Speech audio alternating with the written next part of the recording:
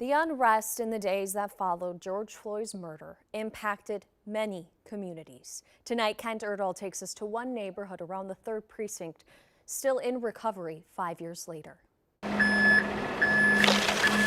Breaking ground in Minneapolis's Longfellow neighborhood tends to feel like breaking news. You know what's happening with the framing? Megan Moore is excited. It has been a long time. Because after years of painting visions of growth and hope, To make it be a place where people feel safe and welcome.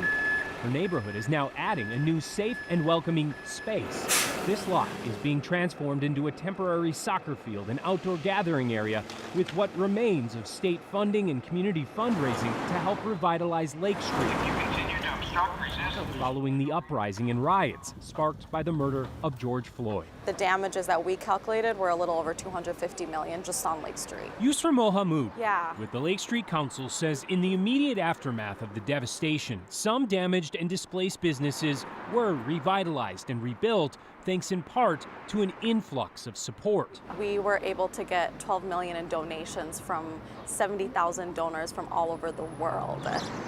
But 5 years later, that funding is nearly gone and a lot of work remains. This has never been done before.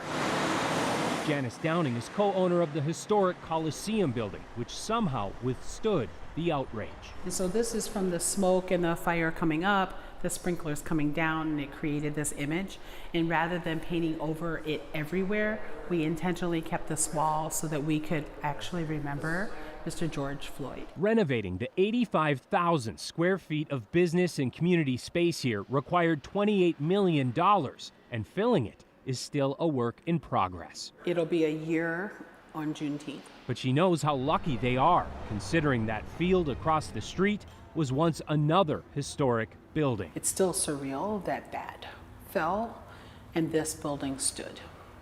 I can't reconcile that in my brain. I think about it as an unnatural disaster that we experienced in the neighborhood. Ingrid Rasmussen, lead pastor at Holy Trinity Lutheran Church. It really is. It is an unnatural disaster. And Meena Natarajan, executive director of Pangea World Theater, are still engaged in disaster response. Almost immediately, we started having meetings outside the church, and we created this organization called Longfellow Rising to actually vision and dream and look at what this neighborhood could look like in the future. And those meetings continued. We've met pretty much every week since 2020. And 5 years later, those meetings are now happening inside the Coliseum. There are no words. I am so grateful to know that people can meet in this space and do planning to build the spaces across the street.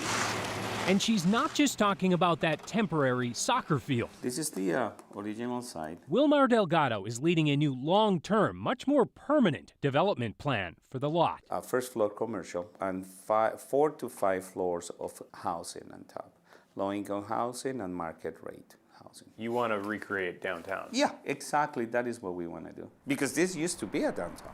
And it has the blessing of downtown neighbors. One of the 3 lots he purchased came from the church, which itself purchased the land from the nonprofit McGizzy in 2021, so it could afford to relocate. Acting as a land steward or a land bank of sorts. And Redesign Inc., which led the redevelopment of the Coliseum and a nearby dry cleaner, is lending its support on top of leading several other redevelopment efforts throughout the neighborhood. This is 2800 East Lake, which is the former U.S. Bank site. Jesse Roaming says for now, this block is being used for seasonal outdoor activations in order to buy time and money for development. Whenever you're trying to do things that go against the way things are normally done, it's much more complicated than just one entity going it alone and just making something happen. So definitely takes a lot of time. And speaking of time, We're so really excited about this. Pangea World Theater is in the process of moving its office into the old home of the Hub Bike Shop. This is the phase 1 of our project. And phase 2 includes the lot next door.